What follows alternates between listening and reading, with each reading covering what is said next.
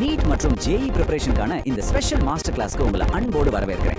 இன்னைக்கு நாம ஆசிலேஷன்ஸ் அல்லது அலைவுகள் சாப்டரை ரொம்ப ஆழமா ஆனா ரொம்ப ஈஸியா கத்துக்க போறோம். அப்படியே ரிலாக்ஸ்டா உட்காந்துக்கோங்க. உங்க கவனத்தை முழுசா இங்க கொண்டு வாங்க. இந்த சாப்டர்ல இருந்து எக்ஸாம்ல கண்டிப்பா நிறைய ஸ்கோர் பண்ண முடியும்.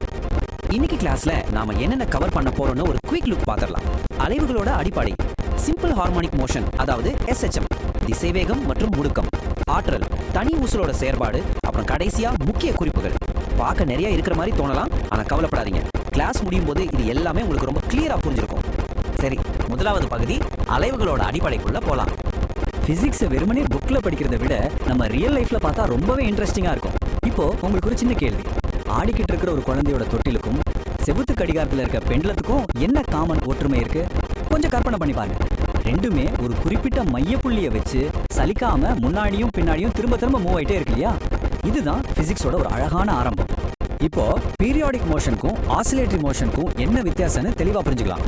பீரியாடிக் மோஷன்னா ஒரு குறிப்பிட்ட கால இடைவெளியில தன்னைத்தானே திரும்ப செஞ்சுக்கிற இயக்கம். எக்ஸாம்பிளுக்கு சூரியனை சுத்தி வர்ற பூமி. ஆனா ஆசிலேட்டரி மோஷன்ங்கிறது ஒரு மீன் பொசிஷனை, அதாவது மையப்புள்ளியை வச்சு முன்னும் பின்னுமா மூவ் ஆகிற ஒரு special type periodic motion, pendulum மாதிரி. இங்க ஒரு முக்கியமான பாயிண்ட் நோட் பண்ணிக்கோங்க. எல்லா ஆசிலேட்டரி மோஷனும் பீரியாடிக் தான், ஆனா எல்லா பீரியாடிக் மோஷனும் ஆசிலேட்டரி கிடையாது. பூமி சுத்துறது பீரியாடிக் தான், ஆனா அது முன்னும் பின்னுமா ஆடுறது இல்ல, சோ அது ஆசிலேட்டரி கிடையாது. இதை நல்லா ஞாபகம் வச்சுக்கோங்க. அடுத்து பகுதி 2, சிம்பிள் ஹார்மோனிக் மோஷன், அதாவது SHM.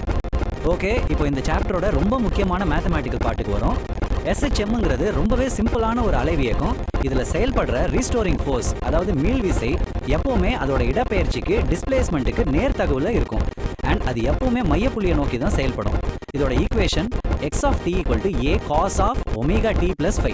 ஒரு ரப்பர் பேண்டை இழுத்து விட்டா அது எப்படி திரும்ப பழைய இடத்துக்கே வர துடிக்குமோ அதே மாதிரி தான் இந்த மீள்விசையும் செயல்படும். இப்போ இந்த ஈக்குவேஷன்ல இருக்கிற ஒவ்வொரு குறியீட்டுக்கும் என்ன அர்த்தம்னு சிஸ்டமேட்டிக்கா பார்க்கலாம். ஏன்னா ஆம்பிளிட்யூட், அதாவது வீச்சு, மையப்புள்ளியிலிருந்து அது எவ்வளவு தூரம் அதிகபட்சமா போகுதுங்கிறது தான் இது. ஒமேகாங்கிறது ஆங்குலர் ஃப்ரீக்வன்சி. இது 2π/t சமம், அதாவது அந்த மோஷன் எவ்வளவு வேகமா நடக்குதுன்னு சொல்லும். அடுத்து phi, இது ஃபேஸ் கான்ஸ்டன்ட். டைம் t = 0ல அந்த பொருள் எந்த நிலைமையில இருக்குன்னு இதுதான் முடிவு பண்ணும். இந்த மூணும் கிளியரா புரிஞ்சிருச்சுன்னா எந்த ஒரு SHM கிராஃபையும் நீங்க ஈஸியா டீகோட் பண்ணிடலாம். பகுதி 3, இயக்கவியல், திசைவேகம் மற்றும் முடுக்கம் பத்தி பார்க்கலாம். அடுத்து SHM ஓட இயக்கவியல். ஸ்டூடெண்ட்ஸ் இங்க ரொம்ப கவனமா இருங்க. இது ஒரு முக்கியமான PYQ அலர்ட். முந்தைய வருஷ क्वेश्चन பேப்பர்ஸ்ல திரும்ப திரும்ப கேட்ட ஏரியா இது. Velocity equation v of t = -omega a sin omega t + phi. இது மையப்புள்ளியில, அதாவது x = 0ல மேக்ஸிமமா இருக்கும், ஓரங்கள்ல 0வா இருக்கும். அடுத்து acceleration equation a of t = -omega square a cos omega t + phi. இது அப்படியே ஆப்போசிட். மையத்துல 0, ஓரங்கள்ல மேக்ஸிமம். இந்த ஃபேஸ் டிஃபரன்ஸை கண்டிப்பா ஞாபகம் வச்சுக்கோங்க. இப்போ நீங்க பாக்குற இந்த சின்ன ஈக்குவேஷனை உங்க மைண்ட்ல ஆழமா பதிய வச்சுக்கோங்க. a of t = -omega square x of t. இதுதான் SHM ஓட கோல்டன் ரூல். முடுக்கம் எப்பவுமே இடப்பெயர்ச்சியோட நெகட்டிவ் வேல்யூக்கு ப்ரொபோஷனலா தான் இருக்கும். ஒரு மோஷன் SHM இருக்கணும்னா இதுதான் முக்கியமான கண்டிஷன். இந்த ஒரு வரியை வச்சு எக்ஸாம்ல பல டஃப்பான சம்ஸை நீங்க சால்வ் பண்ணிடலாம். பகுதி 4, SHM ஆற்றல், எனர்ஜி கன்சர்வேஷன் பத்தி பார்க்கலாம். முடுக்கம் பத்தி பார்த்தாச்சு. இப்போ SHMல ஆற்றல் எப்படி கன்சர்வ் ஆகுதுன்னு பார்க்கலாம். அகைன் இதுவும் ஒரு major PYQ area. Kinetic energy, potential energy, ரெண்டோட ஈக்குவேஷன்ஸையும் நல்லா கவனிங்க. ஒரு முழு டைம் பீரியட்ல இந்த ரெண்டு எனர்ஜியும் 2 தடவை உச்சத்தை தொடும். மையப்புள்ளியில 100% கினெடிக் எனர்ஜி மட்டும்தான் இருக்கும். அதே மாதிரி அதிகபட்ச ஓரங்கள்ல 100% பொட்டன்ஷியல் எனர்ஜி மட்டும்தான் இருக்கும். அண்ட் ரெண்டுமே எப்பவுமே பாசிட்டிவ் வேல்யூஸ் தான் அப்படிங்கறத மறக்காதீங்க. இந்த எனர்ஜி ஷிஃப்ட் ஆகிறத விஷுவலா பாருங்க. ஒன்னு குறையும் போது இன்னொன்னு அப்படியே ஏறுது. ஆனா இந்த ரெண்டையும் ஆட் பண்ணா கிடைக்கிற டோட்டல் எனர்ஜி எப்பவுமே கான்ஸ்டன்டா தான் இருக்கும். ஊஞ்சல் மேல இருந்து கீழே வரும்போது ஸ்பீட் அதிகமாகும், சோ கினெடிக் எனர்ஜி ஏறும். திரும்ப மேல போகும்போது ஸ்பீட் குறைஞ்சு அப்படியே அது பொட்டன்ஷியல் எனர்ஜியா கன்வெர்ட் ஆகும். ரொம்ப சிம்பிள். E = ½ kA². இந்த ஃபார்முலாவை அப்படியே உங்க மெமரியில ஏத்திக்கோங்க. ஒரு ஹார்மோனிக் ஆசிலேட்டரோட டோட்டல் மெக்கானிக்கல் எனர்ஜி டைமை பொறுத்து மாறவே மாறாது. அது கம்ப்ளீட்லி இண்டிபெண்டன்ட் ஆஃப் டைம். பகுதி 5, தனி ஊசல், அதாவது சிம்பிள் பெண்டுலமோட செயல்பாடு.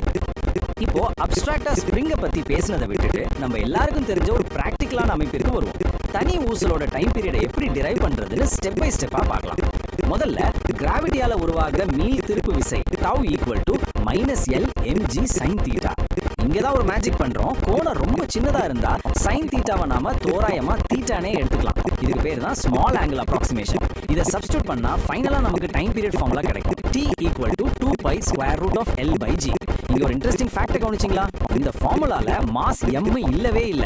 அதோட அர்த்தம் என்னன்னா, ஊஞ்சல்ல ஒரு சின்ன குழந்தை உட்கார்ந்து ஆடினாலும் சரி, ஒரு பெரியவங்க உட்கார்ந்து ஆடினாலும் சரி, ஊஞ்சலோட நீளம் ஒண்ணா இருந்தா ரெண்டு பேரும் ஒரே டைம்ல தான் முன்னும் பின்னும் வருவாங்க. பிசிக்ஸ் எவ்வளவு ஆச்சரியமா இருக்குல்ல?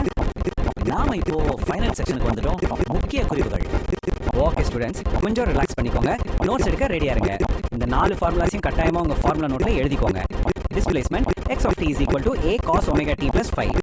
SHM ஓட அடிப்படை விதி a of t = -omega² x of t. மாறாத மொத்த ஆற்றல் E = ½ k a². Pendulum time period t = 2π √of L/g. இந்த 4 தான் உங்க நீட் அண்ட் JEE ப்ரிப்பரேஷனுக்கான ஸ்ட்ராங் ஃபவுண்டேஷன். கிளாஸ் முடியறதுக்கு முன்னாடி உங்க சிந்தனைக்கு ஒரு சின்ன சவால். இது NCERT ல இருந்து எடுக்கப்பட்ட ஒரு PYQ மாடல் கொஸ்டின். பூமியில ஒரு பெண்டுலத்தோட டைம் பீரியட் 3.5 செகண்ட்ஸ் வச்சுப்போம். அதே பெண்டுலத்தை வெறும் 1.7 மீட்டர்/செகண்ட்² கிராவிட்டி இருக்கிற நிலாவுக்கு கொண்டு போனா அதோட டைம் பீரியட் என்னவா மாறும்? கொஞ்சம் யோசிச்சு பாருங்க. நம்ம படிச்ச ஃபார்முலாவை அப்ளை பண்ணுங்க. உங்க ஆன்சரை கண்டுபிடிங்க.